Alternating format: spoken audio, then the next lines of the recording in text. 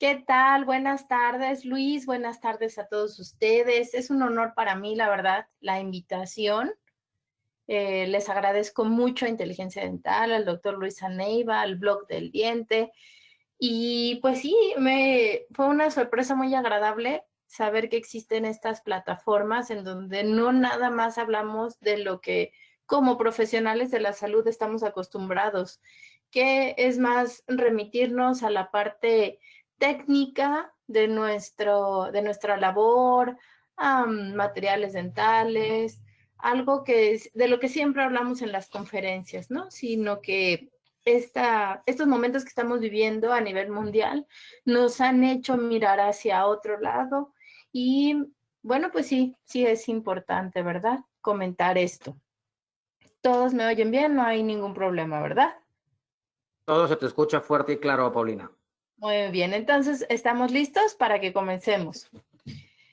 Aquí lo que nos estamos enfrentando en estos días es que tenemos una forma de trabajar, una forma en la que recibíamos y atendíamos a nuestro paciente y no le prestábamos la debida atención al expediente clínico. Hoy en día, ante digamos, lo que nos solicita, las solicitudes de nuestras autoridades, han hecho surgir muchas preguntas, muchas dudas, muchas cuestiones en donde pues también eso conlleva a replantearnos cómo hacer nuestro, pues nuestro manejo del paciente, ¿verdad?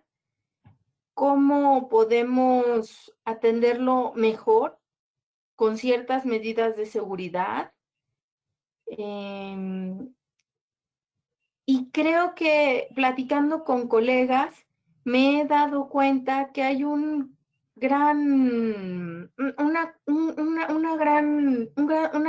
duda, hay grandes dudas en relación a justamente qué hacer, a qué pacientes atiendo, a qué pacientes no atiendo, a qué pacientes puedo atender, pero sin que tenga yo problemas de tipo jurídico, de tipo legal, o que tenga problemas con las autoridades, tengo miedo que me vayan a clausurar mi consultorio. Todo ese tipo de situaciones están haciendo que como profesionales de la salud veamos o prestemos más bien atención a lo que no le habíamos prestado atención. Entonces, yo les pongo esta frase de que, pues, si el plan no funciona, pues no hay que cambiar no hay que cambiar la meta, ¿verdad? Hay que cambiar el plan. Y aquí el plan es cómo hemos venido trabajando. Yo pienso que esta pandemia, el SARS-CoV-2, el COVID-19, ha venido a ser un parteaguas a nivel mundial en todas las profesiones. La vida ya no va a ser igual antes que después, ¿verdad? Y les pongo esta frase también de que no porque sepamos caminar, sabemos hacia dónde vamos. Hoy en día muchos parecemos perdidos o parecen perdidos por lo mismo que les comento. Los he escuchado, me han hecho muchas preguntas acerca de cómo atender al paciente, cómo realizar su expediente clínico. Es muy fácil, para mí resulta muy fácil y muy clara las dudas que me plantean, pero sí me preocupa que se están dando muchas pláticas, muchas conferencias en línea, claro, todas con la intención de informar, pero creo que se están alejando de lo principal. Entonces, vamos a regresar al principio de todo esto. Para atender a un paciente, tenemos primero que saber que como profesionales de la salud trabajamos dentro de un marco jurídico. Ese marco jurídico, en primer lugar, va a ser la Ley General de Salud Mexicana, que va a estar sujeta a la ley reglamentaria del artículo 5º constitucional. El artículo 5º constitucional es aquel que nos va a hablar de los oficios y las profesiones. Y es muy claro en donde dice que la profesión se divide de un oficio de acuerdo al impacto que tiene en la sociedad. Por ello, los profesionistas requieren de un título y una cédula profesional para estar plenamente identificados. Entonces, primero, debo de respetar este marco jurídico. Después, tengo que seguir y no olvidarme que hay algo que se llama Norma Oficial Mexicana para la Prevención y el Control de Enfermedades Bucales. Bajo esta norma oficial mexicana, la cual las últimas son las del 2006 y la del 2015, que posteriormente vamos a platicar de ellas, estas normas son las que van a regir nuestra práctica clínica. También qué podemos, bueno, qué nos rige o qué es lo que debemos seguir como ciertos lineamientos, las guías de práctica clínica. Y para lo que nosotros le llamamos la libre práctica, es decir, que yo pueda recetar un ibuprofeno o un paracetamol, entonces eso es la libre práctica. Yo me baso para mi libre práctica en la literatura. ¿De acuerdo? Entonces, en este orden es como debemos de regir nuestro proceder, nuestro actuar al interior del consultorio dental sin salirnos del marco jurídico mexicano. Estamos hablando de México. El 60% o más del 60% de las quejas que nosotros vemos en CONAMED, que es la Comisión Nacional de Arbitraje Médico, nosotros estamos al mismo nivel, por ejemplo, que una Profeco. En los estados está la COESAMED, que es la Comisión Estatal Mexicana. Entonces, sí, la Comisión Estatal de Arbitraje Médico, perdón, y cada uno de los estados puede resolver todas las quejas interpuestas por pacientes ante algún profesional de la salud, no nada más algún dentista, sino cualquier profesional de la salud. Y quien las rige a todas es la CONAMED porque trabajamos a nivel federal. Entonces, aquí el punto que vemos que es un común denominador en la mayoría de las quejas, es una mala comunicación con el paciente. Y hoy el título de nuestro tema es justamente el consentimiento informado. Y yo he visto personalmente que al estudio de las demandas, de los expedientes, de las carpetas de investigación, de las averiguaciones previas que nos llegan por el Ministerio Público, gran parte del problema fue que no hubo una comunicación asertiva entre el médico y el paciente, entre el facultativo y entre el paciente, entre el actor y el demandado, como le decimos nosotros. De ello, como comentaba, el título de nuestro tema, que es consentimiento informado, ¿verdad? Pero hoy en día no sé por qué les ha surgido tanta inquietud en relación al COVID. Están como muy asustados, muy confundidos y bueno, no es para menos, son circunstancias especiales. Pero como decía mi papá, el sentimiento nubla el razonamiento. Entonces, pues vamos a empezar a pensar con el cerebro, ¿no? Bien frío. Porque no podemos tomar una actitud pasiva, no podemos tampoco tomar una actitud negativa o agresiva, no podemos tampoco meter la cabeza debajo de la arena y hacer como que nada sucede, nada está pasando, pero tampoco podemos huir y escapar de nuestras obligaciones como facultativos para con nuestros pacientes. Entonces, tenemos que ser más cerebrales y aterrizar bien qué es lo que está sucediendo y cómo vamos a atender a nuestros pacientes de forma segura. Tenemos, les comentaba, la norma oficial mexicana que habla del expediente clínico, de eso les voy a hablar, porque me hacen mucho esta pregunta, ¿puedo tener un expediente clínico escrito? Pero a mí me gustaría tenerlo digital. Sí, perfecto, lo puedes tener digital. La norma oficial mexicana que trata específicamente del expediente clínico es la norma 004 SSA3 que se publicó en el 2012 en el Diario Oficial de la Federación. Y así como lo pueden ver en pantalla, lo pueden ustedes buscar en su navegador y lo podrán encontrar. Y ahí es donde dice que el expediente clínico está formado por todos aquellos medios, tanto escritos como digitales. ¿Qué sucede con el expediente clínico?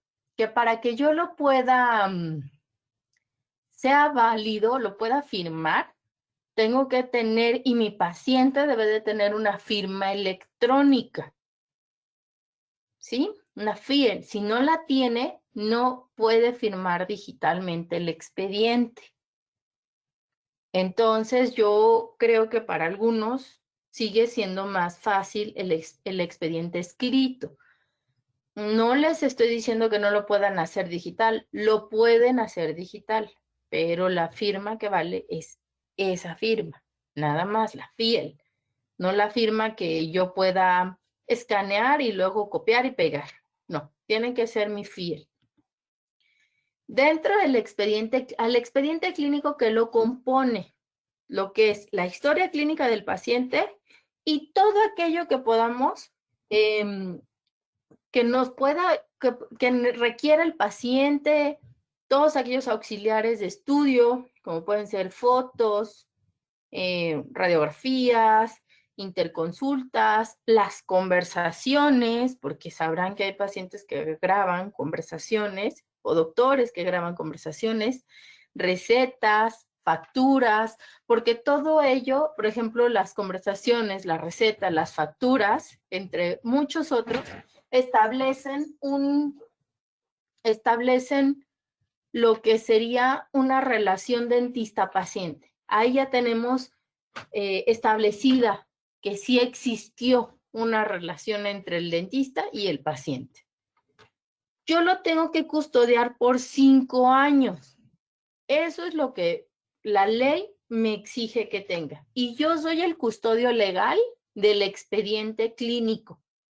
Y no se lo puedo entregar a nadie a menos que sea una autoridad. Es decir, que me llegue un oficio en donde me lo pida. ¿Quién? Ya sea un ministerio público, la CONAMED, cualquiera de ellos me pueden solicitar, me pueden requerir el expediente. Al paciente no se le da nunca el expediente, por favor, doctores. Nunca. Se le puede dar una copia si es que así lo solicita, pero el original lo conservamos nosotros. ¿Qué normas oficiales vamos a hablar? ¿Por qué pongo la pasada, la más, digamos, la actual es la norma oficial 013 SSA 2 del 2015 y la pasada es del 2006, porque todavía tenemos casos que son anteriores al 2015, entonces se les aplicaríamos la norma del 2006. Y así es como la pueden encontrar y la encuentran en PDF ambas y las pueden descargar. Van a ser de mucha ayuda. Esta norma oficial mexicana, la 013, como le decimos nosotros, es tal cual como lo pueden leer en su pantalla para la prevención y control de enfermedades bucales. La norma oficial mexicana dice que en el expediente clínico debe de contar con cierta documentación. Aquí lo que vemos son datos generales, tanto del facultativo como del paciente. Pero les señalé dentro de la norma cuáles son aquellos rubros o aquellos incisos o parágrafos, como le decimos nosotros, que están relacionados a todas estas dudas que están surgiendo en relación al consentimiento informado. Por ejemplo, yo he visto que mandan ciertos formatos de consentimiento informado, en donde ponen el motivo de la consulta, pero si nos vamos y leemos bien lo que pide la norma, nos dice en el parágrafo 9.2.2, dice que tenemos que anotar el motivo de la consulta. Ahí, por ejemplo, ya nos estamos respaldando cuando el paciente asiste por una urgencia. ¿Qué es lo que está sucediendo? Muchos están asustados porque dicen, ¿puedo atenderlo? Sí, porque nosotros, en primera, esa sería como la primera pregunta con la que yo empezaría, porque muchos no saben si pueden o no atender pacientes. Claro que pueden atender pacientes, porque somos de las profesiones necesarias o esenciales, como lo está calificando la Secretaría de Salud, para atender a la población. La situación aquí es que muchos de los diagnósticos que hicimos antes de que se sucediera la cuarentena han cambiado. Y entonces, si hoy vemos a nuestro paciente, estas enfermedades bucales, como sabemos, son crónicas, ¿verdad? No se detienen a menos que nosotros tengamos una intervención en el paciente y quitemos aquello que esté causando alguna infección, algún problema. Y entonces, lo que no era inicialmente hace 2 meses una urgencia, una emergencia, hoy ya es un motivo de consulta. Ya el motivo de consulta en sí, al colocarlo yo ahí expreso en mi historia clínica como urgencia y expresado por el paciente, dolor, problemas para masticar, dolor en la articulación, infección, todo eso ya nos está respaldando el por qué estamos atendiendo a nuestro paciente. Otra situación muy importante, recuerden, aquí, ¿qué es de lo que se ha estado hablando tanto la OMS, la Secretaría de Salud y a nivel mundial? Que es muy importante reconocer a aquellos pacientes que tienen un mayor riesgo. Y, por ejemplo, tenemos que conocer los hábitos de higiene del paciente y la ocupación del paciente. No es lo mismo atender a un paciente que ha estado en casa, encerrado en cuarentena, que a un paciente que es médico, que ha tenido por su misma profesión que estar expuesto o más expuesto a un contagio que si no lo fuera. Otro punto que también he visto que lo anotan en el consentimiento informado, ponen, que he leído, permítanme, ¿cómo dicen? Sí, yo, no sé, el señor Juan Pérez, reporto no tener problemas, tos, fiebre, temperatura, gripa, dolores articulares, pero a ver, momento, eso no lo tendría yo que poner en el consentimiento informado, porque eso ya está en mi historia clínica. En mi apartado de aparatos y sistemas, dice que yo tengo que revisar al paciente. Entonces, la Secretaría de Salud nos dice, a ver, cuando llega tu paciente, tú lo revisaste. Y entonces, en ese apartado, tú le preguntaste si tenía algún problema de salud que involucrara sistema respiratorio, digestivo, urinario, de cualquier tipo que nos dé algún síntoma o signo de enfermedad. Si fuera así, entonces lo tendría yo que referir al médico. En el siguiente, como ven en las letritas amarillas, donde dice exploración física dirigida a, particularmente porque es la norma 013, pues es para cavidad bucal, cabeza, cuello, ¿y qué dice ahí? Registro de signos vitales. Y uno de los signos vitales es ¿cuál? La temperatura. Por eso no es necesario que yo lo coloque en mi consentimiento informado. Ahorita vamos a ver qué es lo que debe de tener el consentimiento informado. Más adelante nos dice que tenemos que llenar tanto de forma inicial como de forma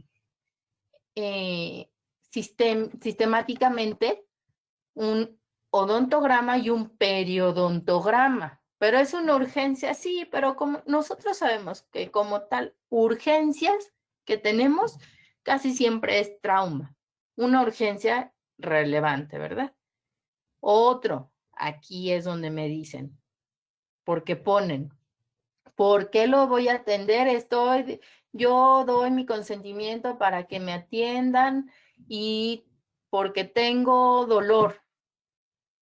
Pero en este párrafo, en el primero, recuerden, ya pusimos el diagnóstico del paciente. Y uno de los, tenemos que colocar diagnóstico porque, no sé, tiene un problema periodontal, periodontitis severa, no sé, caries, con destrucción dentaria y absceso a nivel apical, elaborar un plan de tratamiento, extracción dental, la fecha de la primera consulta, de las consultas subsecuentes, y que dice el nombre y la firma del estomatólogo y del paciente o representante legal en caso de que sean menores de edad o pacientes que legalmente estén incapacitados para tomar decisiones por sí mismos. Ahora, en las notas de evolución, la norma es muy clara porque vuelve a decirnos, anota la fecha, la actividad que hiciste, la evolución que ha tenido, la actualización de este cuadro clínico, los signos vitales, que aquí dice, al final dice, o procedimiento a criterio del paciente. Dice, al inicio, ¿verdad? Y al inicio al inicio de la historia clínica y al inicio de cada cita, a criterio del estomatólogo. Entonces, hoy en día, con lo que estamos viviendo, pues mi criterio, ¿cuál sería?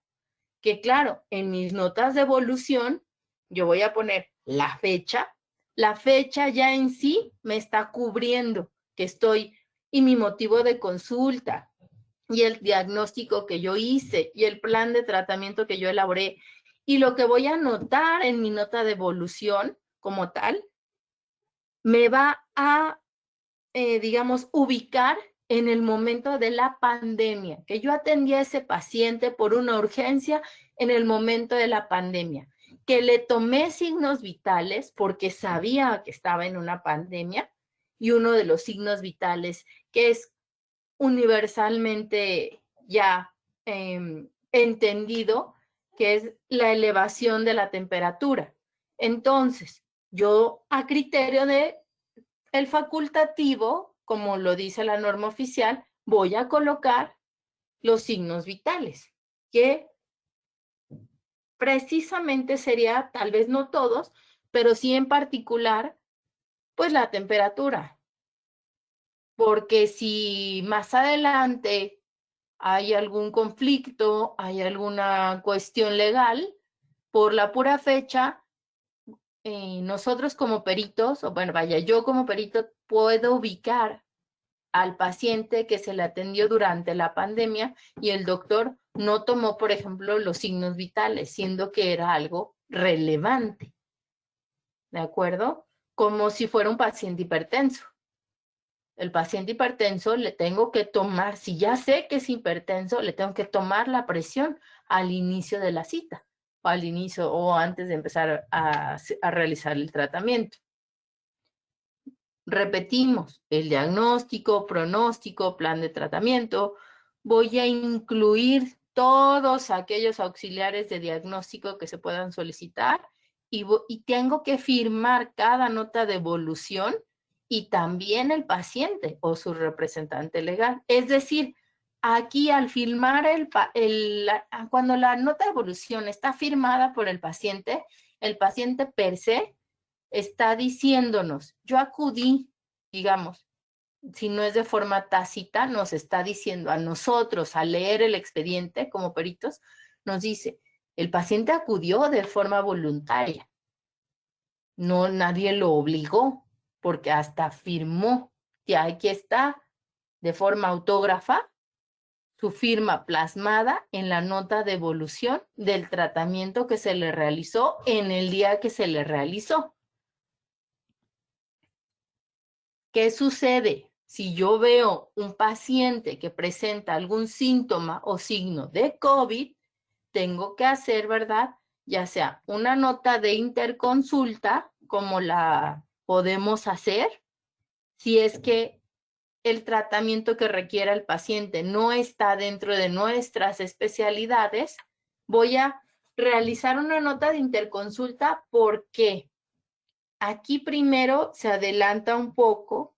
Sin embargo, si yo veo a este paciente con signos y síntomas de COVID, además de esta nota de interconsulta, lo primero que voy a realizar es una nota de referencia, porque entonces yo no voy a atender a ese paciente. Por mucho dolor que traiga, recordemos que es una enfermedad que es altamente contagiosa. Y si yo a la exploración de mi paciente, durante la realización de la historia clínica, observo algún signo o síntoma que me indique que posiblemente mi paciente esté contagiado de COVID, lo voy a referir a los hospitales en donde los están atendiendo para que ahí reciba la atención, porque entonces estoy ponderando el dolor dental sobre la posibilidad de que el paciente esté contagiado, contagie a más población y la vida del paciente esté en riesgo. De ahí que yo haga mi nota de referencia para enviarlo a la unidad hospitalaria correspondiente y también haga mi nota de interconsulta, ¿verdad? De que también lo tiene que atender el servicio dental. Pero lo primero en este caso va a ser descartar que le hagan la prueba diagnóstica para COVID. Y así es como le digo yo al paciente: señor, señora, discúlpeme, me da mucha pena, pero usted me está arrojando a la exploración durante la plática que tuvimos. Al checar yo su temperatura, al revisarlo, me doy cuenta que presenta ciertos síntomas y signos que me sugieren a mí que puede usted estar infectado de COVID. Así es que le voy a elaborar una nota de referencia para que vaya al hospital que ustedes sepan en donde se les están atendiendo, porque es muy importante que sea atendido de forma inmediata. Si no es así, de todas formas, la mayoría de estos hospitales tienen departamentos de atención estomatológica y al paciente se le va a atender. Pueden decir que sería una forma de realizar medicina defensiva, pero no es en este caso no es una medicina defensiva ante la pandemia que estamos surgiendo, sino que estamos protegiendo al paciente, protegiéndonos nosotros y protegiendo a la comunidad en general. Ahora, el consentimiento informado. La mayoría de los doctores, porque ese es como la parte que no termina de quedar claro entre los facultativos. El consentimiento informado no es nada más la hoja de papel en donde yo escribí el diagnóstico, el plan de tratamiento y todo lo que me pide la norma, y el paciente lo firmé yo, lo firmó el paciente, lo firmaron los testigos y ya con eso es suficiente. No. El consentimiento informado, impreso, ese que me firma el paciente, es la última parte de todo un proceso. El consentimiento informado empieza cuando yo me siento con mi paciente y le explico de forma clara, sencilla, sin tecnicismos, cuál es el procedimiento que voy a realizar, cuáles son los beneficios, cuáles son las alternativas de tratamiento, qué va a pasar si no se realiza el tratamiento, qué es lo que cuáles pueden ser los objetivos que queremos alcanzar, cuáles pueden ser los efectos secundarios, tanto benéficos como perjudiciales, si no lo hacemos. Es más que nada el consentimiento informado, es esto que yo les decía al principio, esta comunicación verbal que voy a tener entre mi paciente, y tiene que ser una comunicación clara y asertiva, porque de no serlo, entonces la hoja como tal no me va a, no me va a servir o no va a ser suficiente para que yo pueda asegurar que el paciente entendió claramente qué es lo que estamos haciendo. Por eso es que están tan confundidos y quieren anotar todo en el consentimiento informado, en donde leí uno en donde dice, yo, Juanito Pérez, aseguro que no tener tos, gripa, que era lo que yo les comentaba. Pero a ver, un momento. El que el paciente a mí me diga una cosa no quiere decir que no la tenga. No es una evidencia, es un dicho. Y nosotros trabajamos sobre evidencias, no sobre dichos. Entonces, ¿cuál es la evidencia? La exploración que yo le pueda hacer, la toma de signos vitales que pueda yo registrar, todo ello en mi expediente clínico. ¿Por qué? Porque yo como médico, yo como odontólogo, como estomatólogo, no estoy facultado, y así lo dice la ley, no estoy facultado para hacer el diagnóstico de COVID, o al menos no todavía. Quizá llegue un momento, si es que esperemos que no, ¿verdad? Esto llegara a tomar dimensiones más grandes, los consultorios dentales lleguen a tener la necesidad de realizar pruebas en ese momento de COVID, pero mientras no tengamos, no estemos facultados para realizar las pruebas que nos den una evidencia clara e indiscutible de que el paciente no es portador de COVID, no podemos pedirle al paciente que firme por algo que ni que él también desconoce. Porque recordemos que para COVID-19, hay pacientes que son asintomáticos. Entonces, yo no puedo pedirle a alguien que anote en un papel que no tiene los síntomas, ni los signos, ni los síntomas relacionados con esta enfermedad.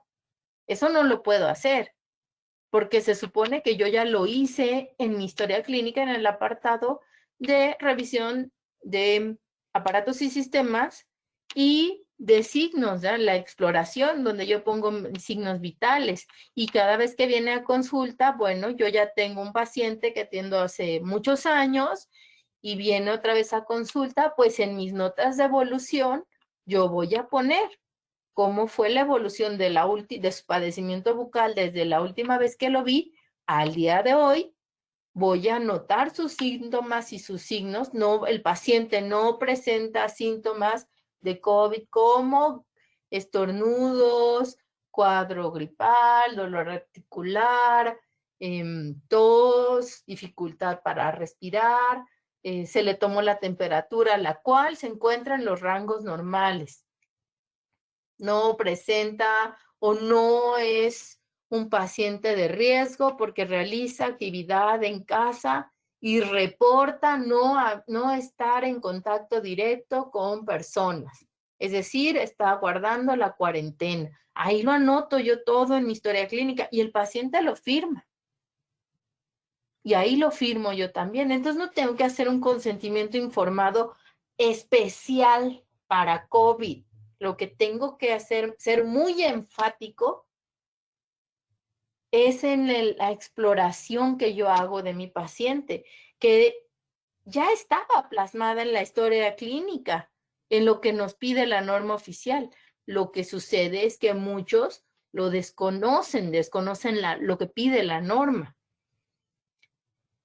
Dentro de la carta de consentimiento informado, debe de venir datos generales, nombre del paciente, de la institución, si es que mi consultorio tiene un nombre en particular, o de, por ejemplo, todas estas franquicias que hay ahora dentales, y el nombre del estomatólogo, el diagnóstico. Ahí es donde, porque les repito, los he visto, los he leído y veo que muchos ponen como urgencia.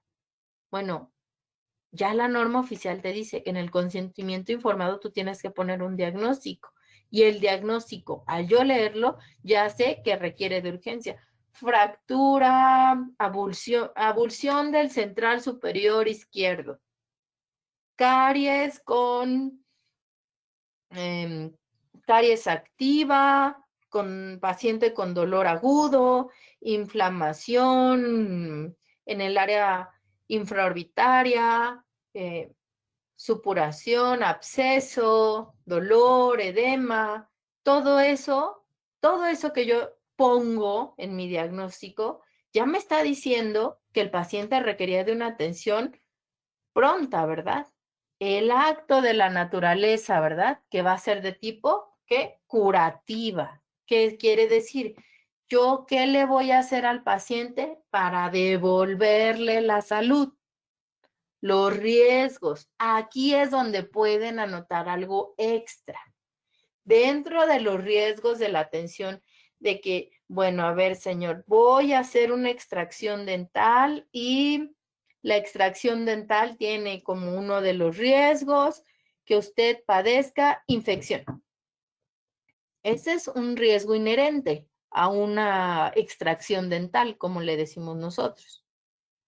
Ya, o el día que quieran, platicamos de lo que es el riesgo inherente, porque muchos tratan de cubrirse dentro de lo que es un riesgo inherente, pero para que un riesgo inherente cumpla como tal, o sea, considerado como tal, debe de cubrir o de cumplir con 3 puntos muy particulares. Pero hoy que estamos atendiendo paciente con COVID, tenemos ahí que poner que dentro de los riesgos, es decir, al momento yo de aceptar este tratamiento para devolverme mi salud, sé que estoy en un lugar en donde puedo contagiarme, así como cuando el paciente, no sé, se presenta a cualquier otro facultativo o acude a cualquier otro lugar que sea fuera de casa o que esté en contacto con otras personas. Ese es un riesgo de contraer la enfermedad, porque recordemos nuevamente, vamos a retomar este punto muy importante. Hay pacientes asintomáticos, ¿sí? Las molestias que puede tener, los efectos secundarios, qué alternativas de tratamiento puede tener. ¿Por qué elegí yo en particular ese, por ejemplo, en este caso? ¿Por qué elegí yo hacerle la extracción y no una endodoncia? Pues porque estamos en una pandemia, en una cuarentena en donde las autoridades de salud nos están pidiendo que evitemos salir lo menos posible. Y si yo veo un cuadro muy complicado en donde tengo que elegir, ahí es, ¿verdad? La libre práctica, donde me apoyo en la literatura, en donde yo puedo ver las condiciones del paciente y decirle, bueno, dentro de las alternativas es endodoncia, extracción y después la colocación de un implante. Entonces, por ejemplo, yo sé que una endodoncia quizá llevará o requerirá de más tratamientos, de más citas, y eso expone a que el paciente salga más veces a la calle. Quizá en esta ocasión, y muy a mi pesar, tendré yo que escoger la alternativa de la extracción y explicarle el por qué al paciente. Y eso es lo que voy a anotar. Señor, lo ideal, o bueno, una de las opciones para conservar su diente sería un tratamiento endodóntico, pero eso requiere de más citas y no quiero estarlo exponiendo a que esté saliendo de casa, a que no esté guardando la cuarentena, como nos lo está solicitando las autoridades de salud. Y no nada más las mexicanas, es a nivel mundial.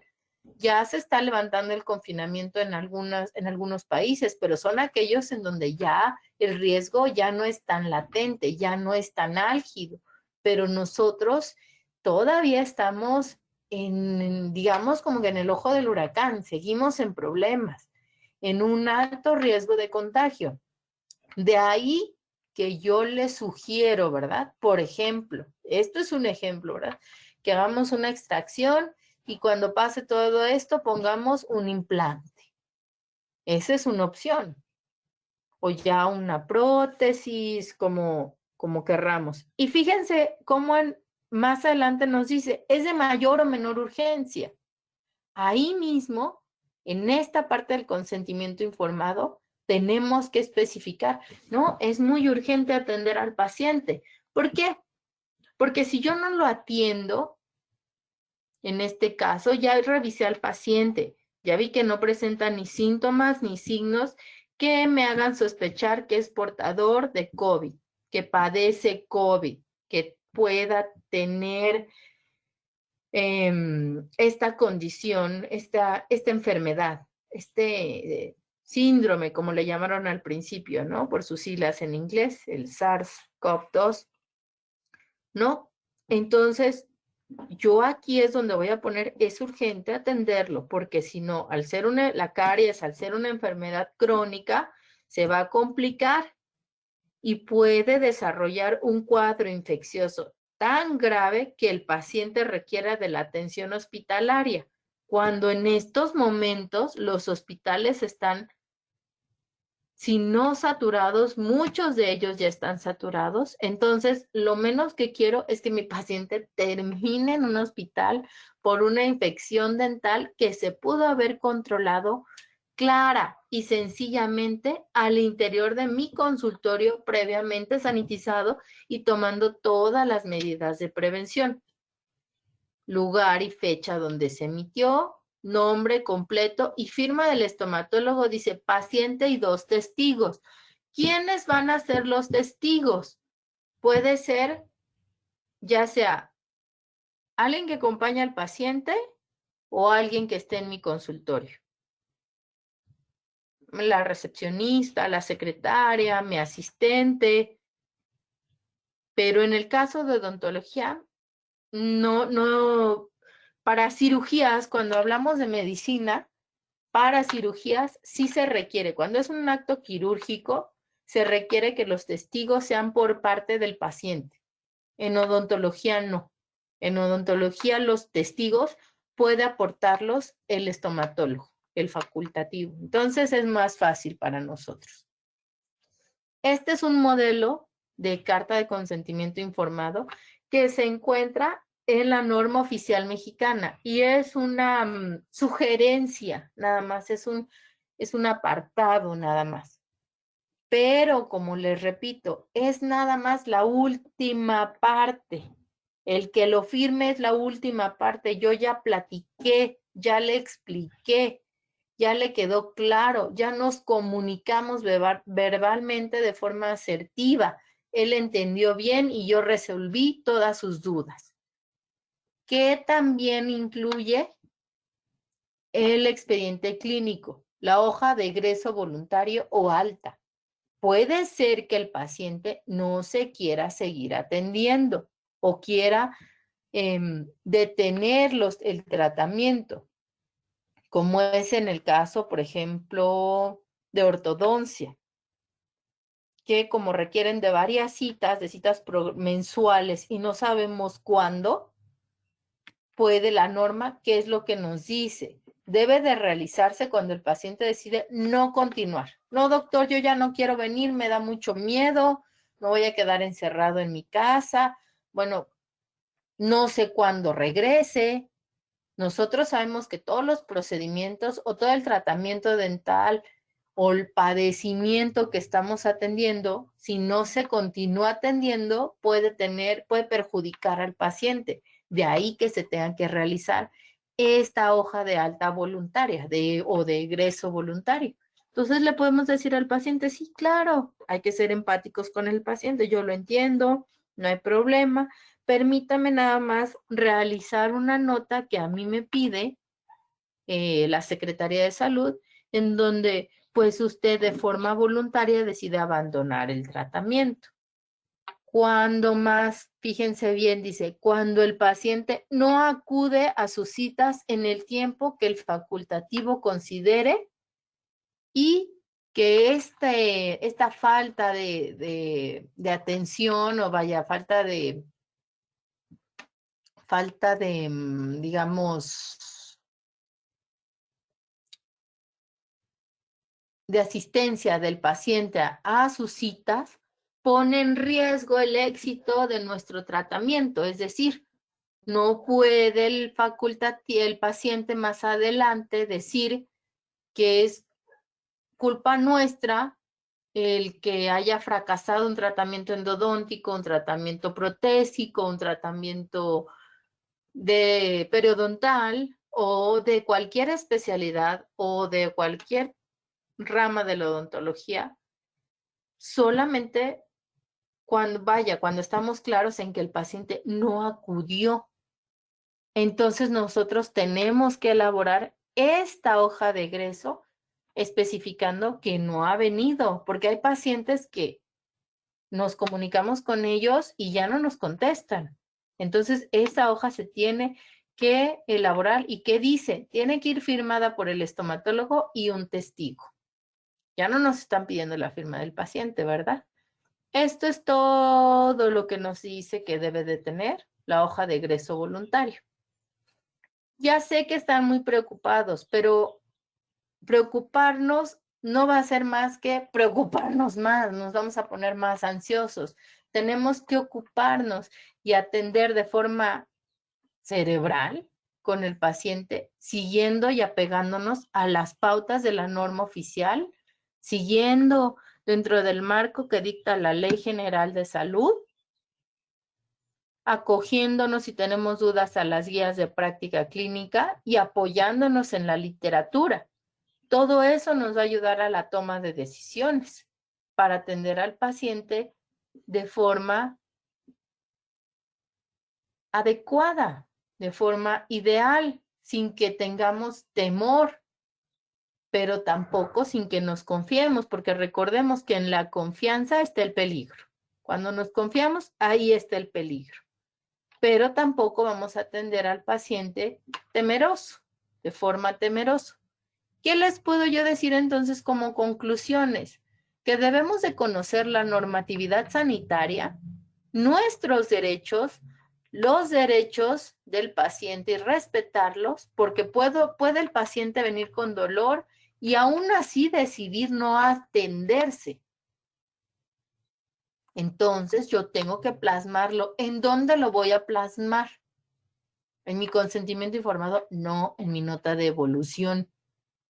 Paciente acudió a revisión por dolor, es bla, bla, bla, bla, bla, bla, y el paciente decidió no atenderse. Y firma del paciente, ¿verdad? ¿Qué más dice? Muy importante, mejorar la comunicación. Si yo tengo una buena comunicación con mis pacientes siempre, si yo le pregunto siempre a mi paciente, ¿tiene alguna duda? ¿Le quedó claro? Si yo le ofrezco alternativas de tratamiento, le explico los beneficios, los riesgos que puede correr, entonces mi relación con el paciente siempre va a ser adecuada, va a ser la ideal. La comunicación va a fluir de forma correcta. Vamos a estar sintonizados, como dicen, en el mismo canal, vamos a entendernos claramente. ¿Alguien tiene alguna pregunta? No sé si